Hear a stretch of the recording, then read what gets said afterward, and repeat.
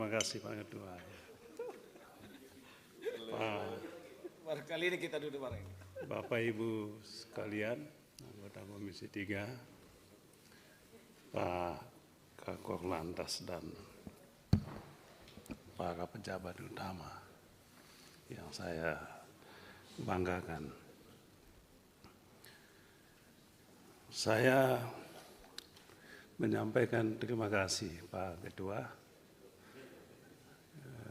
telah dibuka RDP dengan Kakor Lantas ini. Saya masih ingat 10 tahun silam kurang lebih diskusi tentang urusan lantas ini apakah di bawah kepolisian atau tidak.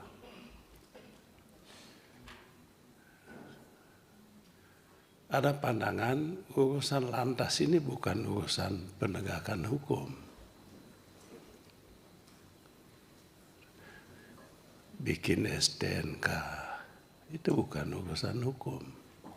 Tapi kecelakaan lalu lintas itu ya ada urusan yang bersinggungan dengan hukum. Oleh sebab itu pada saat itu kuat usulan supaya urusan lantas ini jangan di bawah kepolisian, tapi di bawah Kementerian Perhubungan. Dan memang banyak di negara lain urusan lantas ini urusan di luar kepolisian ini. Tapi situasi pada saat itu membuatnya urusan lantas ini tetap di bawah kepolisian. Ini saya sampaikan kepada kita semua supaya jas merah, kata Bung Karno Presiden pertama, jas merah. Artinya jangan sekali-sekali melupakan sejarah. Ya kadangkala ya kalau kita yang tidak ada lagi ya mungkin. Tapi kebetulan saya masih ada dan saya menjadi saksi utama soal ini. Ya, bagaimana perjalanan setelah sekian puluh tahun, sekian belas tahun. Soal lantas ini. Juga kuat pandangan bahwa jangan dibebani urusan mencari nafkah, mengumpulkan pendapatan PNBP di lantas ini. Kalau itu isunya maka kembali lagi jangan dibawa kepolisian. Ya tentu menerbitkan BPKB, STNK ada hubungannya dengan itu. Jadi setelah sekian tahun ini kita tidak salah kalau dilakukan evaluasi dan melakukan perubahan.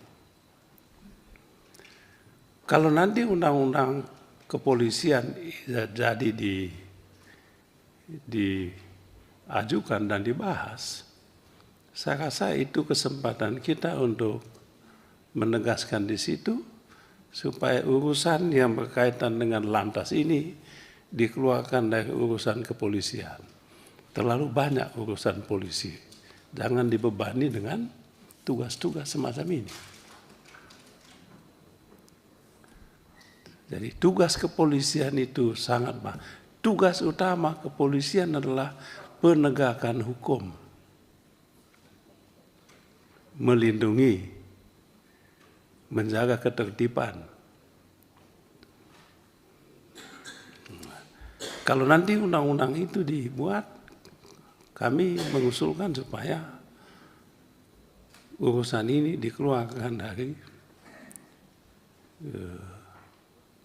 tanggung jawab kepolisian. Biarkanlah institusi kepolisian menjadi institusi penegakan hukum, bukan institusi untuk urus STNK, urus SIM, urus BPKB. Itu satu. Yang kedua, ketika urusan SIM ini, urusan lalu lintas ini diserahkan ke kepolisian, ada problem di situ.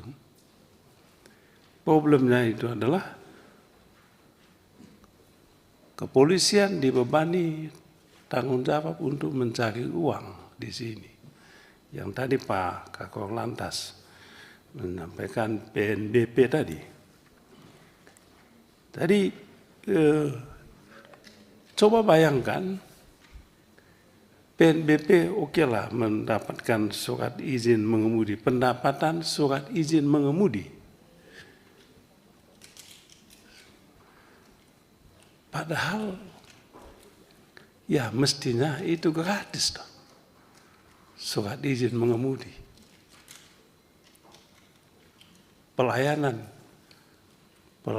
publik mestinya.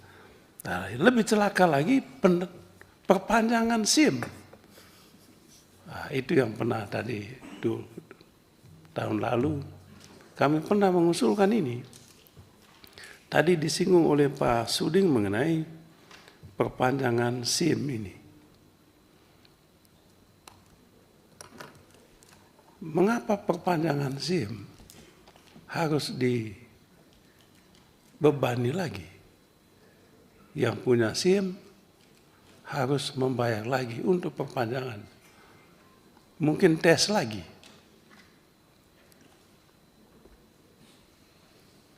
Nah, yang ada di lembaga lain juga ada, tenaga dokter, perawat juga memperpanjang surat izin ini.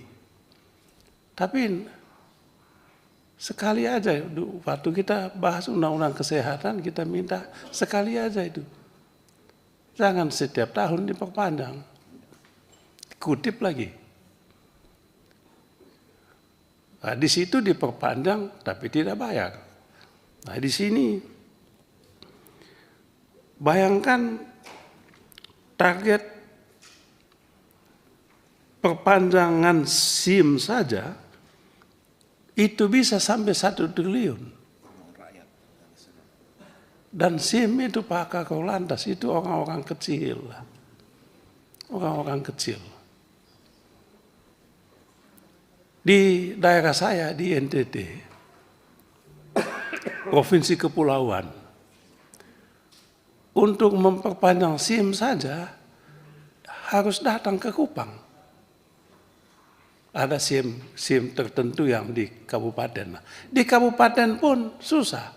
Tiba-tiba mesin rusak. SIM tidak bisa diperpanjang. Lalu mereka yang tidak bisa memperpanjang SIM akibat mesin rusak tetap membawa kendaraan kemudian ditangkap dengan alasan SIM sudah mati. Loh, ya mati SIM kan, Bapak tidak mati mesinnya. Masa rakyat harus dijadikan korban? Jadi, lalu apa sebetulnya? Memperpanjang SIM, datang dari kampung ke Kupang, naik pesawat, coba bayangkan. Ke Pak Kakor Lantas mungkin pernah di NTT. Coba bayangkan, ke Kupang naik pesawat. Dan pesawat dari kampung saya ke Kupang itu mahalnya sama dengan dari Jakarta ke Thailand. Sama Pak Kakor Lantas. Pesawatnya dulu itu, belum nginapnya lagi di Kupang. Belum nunggunya lagi. Hanya untuk memperpanjang SIM. Saya tidak tahu di provinsi-provinsi lain, tapi dugaan saya sama. Oleh sebab itu, Pak Ketua,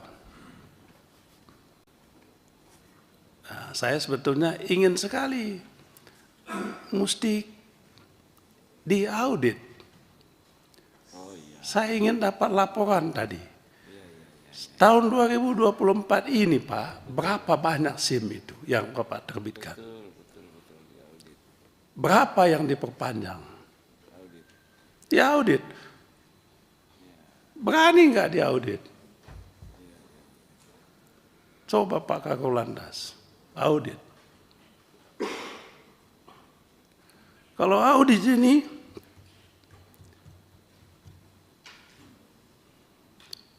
belum lagi audit nanti perusahaan yang mencetak itu, mencetak SIM itu. Belum lagi urusan memperpanjang STNK. Kalau perpanjang STNK itu platnya wajib diganti lagi dan dibayar lagi Pak Kakor Lantas. Saya punya mobil di rumah, mobil lama. Saya belum pernah beli mobil baru. Udah 10 tahun. 2014 saya beli mobil. TNKB-nya masih bagus, ganti lagi. Tapi setiap tahun ganti STNK, itu platnya wajib diganti. Saya tanya loh, kan platnya masih bagus? Iya Pak, harus diganti. Dan kalau diganti, mesti dibayar lagi. Untung besar itu pengusaha yang bikin plat ini. Untung besar itu Pak. Ya dibagilah sama pemerintah. Lalu plat tadi jadi sampah di rumah. Mau dibuang kemana sampah ini? Jadi pengusaha yang menerbitkan ini, yang bikin, saya udah hitung itu Pak, coba bayangkan. Pak Kakor Lantas, berapa STNK yang diperpanjang setiap tahun? Berapa plat? Kali bagi, berapa itu? Ya itu yang tadi Pak Habib saya bilang, jas merah. TNKB khusus lagi. Belum ada yang khusus-khusus lagi. Iya, TNKB khusus. Itu harganya. Jadi persoalan kita soal lantas ini, kalau mau lebih dalam sedikit, lebih terbuka, bukan soal ya ini sih bolehlah. Tapi soal kita adalah soal ini, tata kelola. Tata kelola. Ya, oleh sebab itu, kami tetap punya pandangan bahwa soal SIM dan STNK ini perpanjangan itu soal fungsi pelayanan. Tidak perlu Pak. Perpanjang SIM itu oke lah perpanjang SIM, tapi pakai mesin aja perpanjang SIM. Kalau mau itu. Register aja. Tidak perlu dibayar. Tidak perlu lagi dibayar. SIM ini Pak orang-orang kecil. Orang-orang kecil. Nah, oleh sebab itu Pak Ketua, saya mengusulkan supaya dimasukkan dalam kesimpulan rapat. Minta kepada Kapolri supaya perpanjangan STNK, SIM, perpanjangan SIM, STNK, apalagi TNKB dihapuskan mulai tahun anggaran 2025 ini. Oke lah yang sudah lewat, dilewat. Yang kedua, masukkan di dalam kesimpulan, diaudit. Panggil pengusahanya. Panggil pengusahanya. pengadaan mobil. Sama juga dengan kena roda 4, roda 2, mobil juga. Panggil itu. Betul nggak sekian jumlahnya? Sesuai dengan speknya tidak. Nah ini kalau kita mau serius Pak Ketua. Menurut saya nggak usah kita ngomong yang lain-lain. Saya punya kapoksi tadi, ketua tadi udah bagus, orang meninggal di jalan raya. Oke lah itu. Nah, tapi yang jauh lebih penting adalah ini. Bikin orang meninggal pelan-pelan adalah ini. Ya. Jadi Pak Ketua, sekali lagi saya mengusulkan untuk dimasukkan dalam kesimpulan 2 soal penting ini. Soal penting yang pertama, hapus perpanjangan SIM dan STNK. Yang kedua, lakukan audit. Kesimpulan kedua yang penting lagi, audit. Almatsus dan Sarpas. Panggil itu pengusahanya. Berani nggak? Itulah Nataru yang sebenarnya. Natal dan Tahun Baru. Supaya tertib semua ya. Tahun lama, tahun lama kita tinggalkan. Gini, dengan Tahun Pak Baru. Ini nanti Sekian dan sebentar. terima kasih Pak. Ya.